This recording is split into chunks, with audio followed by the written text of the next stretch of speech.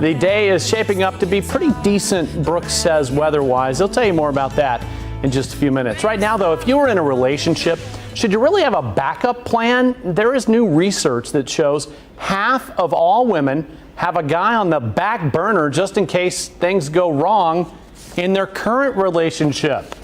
Physician and national mindful living expert Dr. Romy Mushtaq is here to talk more about that. Dr. Romy, seriously? Good morning, Tom. I know, and I Come on, this sounds positively guy. Guy, doesn't it? And I have to sit here and defend all of us women, but this is the latest psychology research. I was just as shocked reading this data. More than half of women who are married and categorize themselves as happily married. Wait a sec. They're married. Happily married women are doing this? Have a backup plan. And what is a backup plan? It means you have someone on the back burner. So a specific person they've identified. A specific person that they've identified, and in most cases it was either an ex-boyfriend or an old friend who never made it to the dating category. And people wonder why men choose to go MGTOW. What the fuck is this shit? These cock carousel riding cunts are just waiting to jump from penis to penis, from dick to dick. Utter disgrace. Get out of town. Unfortunately, yes. And the problem is social media has just made it too easy to have such a type of behavior. Seriously, this is why I gave up on marriage and dating a long time ago. Women, plus social media, and dating sites such as Tinder, with countless numbers of cocks for a woman to choose from, and you've got one giant, hypergamy whore on steroids willing to trade up or down, when opportunity presents itself. Add biased divorce courts who always take the woman's side, and men are royally fucked. Marriage and relationships for a man are simply not worth it.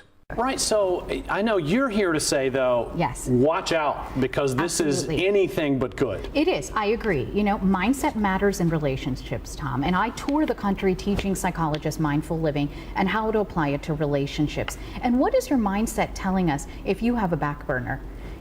It's telling us we don't know how to communicate well in a relationship, or when the going gets tough, instead of maybe learning important skills from a professional on how to cope with all the ups and downs that always happen in a marriage, we're saying it's okay to run away. Yeah, I mean, the first thing that comes to my mind is that shows just a total lack of commitment. I agree. Well, I don't know if it's a lack of commitment, or is it that people haven't learned the appropriate coping skills.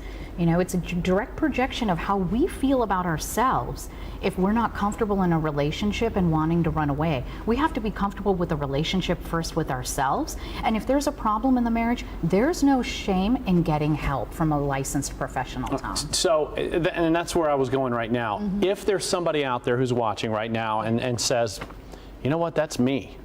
I want to change this. Yes. What steps should they start taking? Step one, delete that backup burner plan from your cell phone, Twitter account, Facebook, however Oh, please, you're in nigga. connection As with if that shit's going to happen. 2, find a licensed mental health therapist who specializes in couples therapy. Are you sure about that? MarriageSeminars.com. You can find free advice there and training for professionals on how to cope with such issues. Seriously guys, if the chick wants to walk, she's going to walk, and there's sweet fuck all you can do about it. Women are spoiled by the big daddy government, by the social media, and the magnitude of dating, aka pump and dump websites and apps. And the only real loser in the end is you and other men. Why would you play a rig game from the start? And honestly, it may not be physical cheating, right? But if this isn't psychological cheating and emotional cheating, it sure is darn close. You know, Tom, you bring up such a great point. And what happens when we're emotionally or psychologically cheating, it's one wrong thing happens in the marriage or a hard time, and it could easily turn into a separation and a divorce. Absolutely. And we want to save couples and marriages, right? You're doing a great job. 2 out of 3 marriages end up in divorce. I don't like those chances. Fuck you.